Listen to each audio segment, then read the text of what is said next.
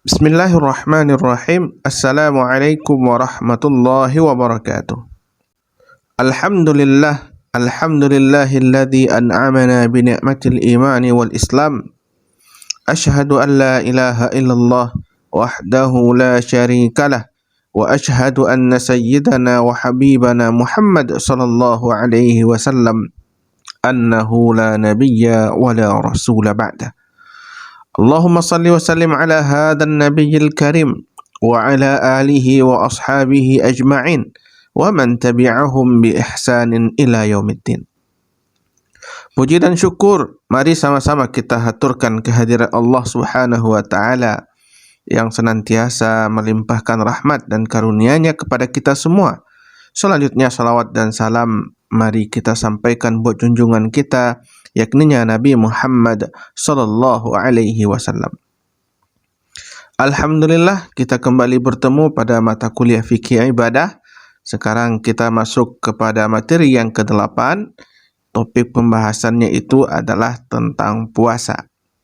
Maka mari kita berdoa kepada Allah Subhanahu wa taala, semoga apa yang kita pelajari bisa menjadi ilmu yang bermanfaat yang dapat kita gunakan dalam kehidupan dunia, meniti ataupun menuju kampung akhirat. Adapun peta konsep pada materi kita yang ke-8 ini adalah yang pertama tentang pengertian puasa, selanjutnya adalah pensyariatan puasa, rukun dan syarat puasa, bentuk-bentuk puasa. A. Pengertian puasa. Secara bahasa, puasa itu berasal dalam bahasa Arabnya disebut dengan shoma yasumu sauman au siyaman. Ya, maknanya itu adalah al-imsak, yaitu menahan. Jadi menahan itu artinya dalam bahasa Arab disebut dengan shoma. Sumtu berarti saya menahan. Dengan masdarnya itu bisa berbentuk sauman atau juga dengan kata siyaman, maka ada disebut dengan syahrus siyam itu artinya adalah bulan puasa yang mana manusia menahan dari apa yang disyariatkan oleh Allah.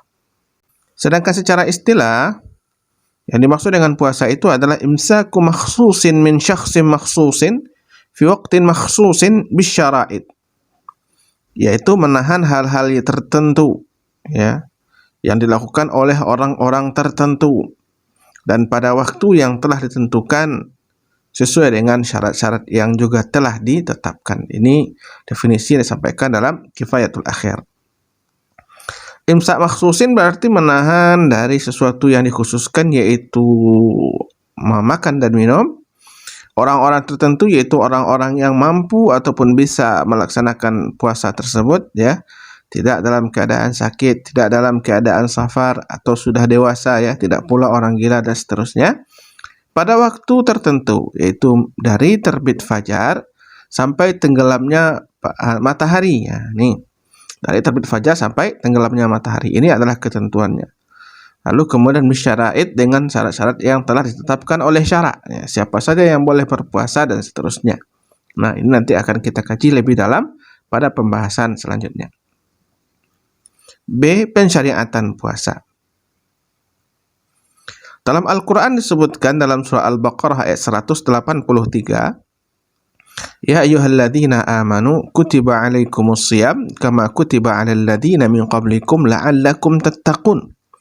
Diwajibkan berpuasa kepada orang-orang yang beriman, yang mana ibadah ini juga merupakan syariat yang telah diturunkan oleh Allah Subhanahu wa taala, diwajibkan oleh Allah Subhanahu wa taala kepada orang-orang sebelum umat Nabi Muhammad sallallahu alaihi wasallam. Jadi sebelum kita ini kepada orang-orang terdahulu juga sudah disyariatkan oleh Allah. Nah, sedangkan dalam hadis Rasulullah dikatakan, Bunyal Islamu ala khamsin syahadati anna la ilaha illallah wa anna Muhammadar Rasulullah wa iqamis salati wa ita'iz zakah wal haji wa shaumi Ramadan. Jadi rukun Islam itu ada 5. Yang kelima itu atau diantaranya itu adalah shaum Ramadan, yaitu puasa di bulan Ramadan. C. Rukun dan syarat puasa. Rukun puasa yang pertama itu adalah niat. Seseorang berniat untuk melaksanakan ibadah puasa. Dalam mazhab Syafi'i, niat itu harus dilafazkan setiap hari ketika hendak melaksanakan ibadah puasa, ketika makan sahur. Dalam mazhab Hanafi atau dalam sebagian mazhab yang lain tidak perlu melakukan hal itu. Niat itu cukup dilakukan di awal bulan Ramadan saja. Nah, berdasarkan kepada hadis Rasulullah SAW, innamal a'malu binniyat wa likulli imri'in ma nawa. Sesungguhnya amal itu tergantung kepada niatnya dan akan mendapatkan balasan sesuai dengan apa yang mereka niatkan masing-masing. Yang kedua, rukun puasa itu adalah menahan diri dari hal-hal yang dapat membatalkan puasa, dari terbit fajar sampai tenggelamnya matahari. Nah, jadi Allah katakan dalam Al-Quran, Kulu washrabu hatta yatabayyana lakumul khaytul abyadu minal khaytil aswadi minal fajr. Jadi makan dan minumlah sampai jelas bagi kamu, ya, benang putih di antara benang hitam dari fajar. Tsumma atimmus siyama ilal lail, dan sempurnakanlah ibadah puasa itu sampai pada malam hari. Jadi khaytul aswad ini adalah sebuah perumpamaan yang disampaikan oleh Allah dalam Al-Quran yang menunjukkan atau maknanya itu adalah fajar, ya. Jadi kemudian dipahami awal berpuasa itu adalah dari terbit fajar sampai kemudian tenggelamnya matahari, yaitu setelah matahari terbenam. Maka selama itu tidak boleh makan, tidak boleh minum, atau melakukan hal-hal yang lain yang dapat membatalkan ibadah puasa. Nah, syarat-syarat puasa. Yang pertama, muslim, ya, beragama Islam. Jadi orang non-muslim kalau dia berpuasa maka itu tidaklah sebuah ibadah, ya. Karena dalam agama lain juga ada puasanya, Kristen ada puasanya, Hindu ada puasanya, dan seterusnya. Tapi itu tidak bernilai ibadah. Kenapa? Karena mereka tidak muslim, ya. Hanya bagi muslim yang menjadi nilai ibadah. Yang kedua, baligh. Jadi anak-anak, ya, atau yang mereka yang belum baligh itu tidak ada kewajiban untuk berpuasa. Berakal, berarti sehat pikirannya, tidak gila, ya. Lalu kemudian mampu untuk berpuasa. Ini bagi orang-orang tua, ya. Kalau mereka sudah renta, tidak mampu lagi untuk berpuasa, maka tidak ada kewajiban bagi mereka untuk berpuasa. Tapi kewajiban bagi mereka adalah membayar fidyah. Dan begitu juga bagi orang yang bekerja berat, ya, bekerja berat seperti pekerja pengangkut barang di pelabuhan dan sebagainya.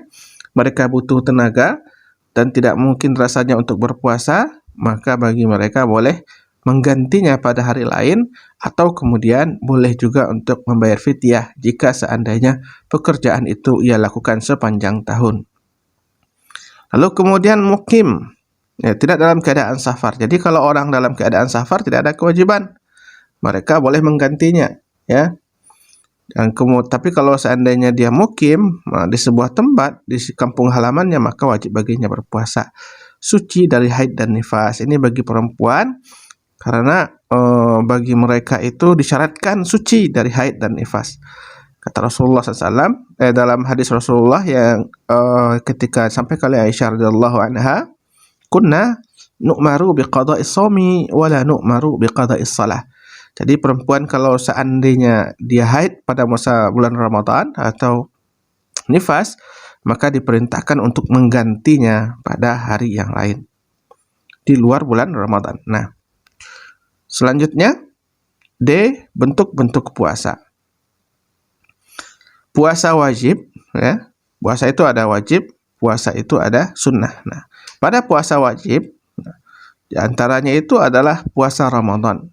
Seperti Allah katakan dalam surah Al-Baqarah ayat 185, Syahrul Ramadan alladzi unzila fihi al-Qur'an hudal lin-nasi wa bayyinatin minal huda wal furqan. Faman syahida minkum asy-syahra falyasum. Maka siapapun di antara kalian yang menyaksikan bulan tersebut, maka berpuasalah. Ya, falyasum, perintah, amar itu mengandung makna wajib, maka dipahami puasa ini adalah sebuah kewajiban. Yang kedua adalah puasa nazar. Seseorang yang bernazar, ya, jika seandainya dia mendapatkan sesuatu karunia dari Allah Subhanahu wa taala, maka dia akan berpuasa. Maka ketika dia mendapatkannya, maka puasa itu menjadi wajib. Seperti Allah jelaskan dalam surah Maryam, faquli inni nadartu lirrahmani sawma falan ukallima al-yawma insiyya. Jadi ketika Maryam bernazar, sesungguhnya aku telah bernazar berpuasa untuk Tuhan yang Maha Pemurah, maka aku tidak akan berbicara dengan seorang manusia pun pada hari ini. Nah, kalau syariat puasa kepada orang sebelum kita itu di antaranya itu adalah berpuasa untuk tidak berbicara. Seperti Allah jelaskan dalam surat Maryam ini, bagaimana nazarnya Maryam, ya, sehingga kemudian dia wajib untuk memenuhinya. Nah, dalam surat lain, yufuna bin nadri wa yakhafuna yawman kana syarruhu mustatira, ya, mereka menunaikan zakat dan takut, mereka menunaikan nazar dan takut akan suatu hari azabnya merata di mana-mana. Jadi karena nazar itu seseorang setelah bernazar, maka ketika dia mendapatkan apa yang ia nazarkan, maka puasa yang ia nazarkan itu menjadi wajib hukumnya. Lalu kemudian puasa sunnah. Nah, ini puasa sunnah, ada beberapa puasa sunnah yang saya sebutkan di sini dan mungkin Anda nanti juga bisa kembangkan, ya. Di antara yang saya sebutkan di sini adalah yang pertama puasa Senin Kamis. Tu'radul a'malu yawmal itsnaini wal khamis. Fa uhibbu ay yu'rada amali wa ana shaimun, kata Rasulullah. Diangkatkan amalan manusia itu setiap Senin dan Kamis. Maka aku suka jika amalanku diangkatkan atau dihadapkan ketika aku sedang berpuasa. Yang kedua, shaumul Asyura, ya. Jadi shaumul Asyura itu puasa pada 10 Muharram. Wa su'ila an shaumi yaum Arafah faqala yukfaru as-sanata madiyah wal baqiyah. Qala wa su'ila an shaumi yaum Asyura faqala yukaffiru as-sanat madiyah.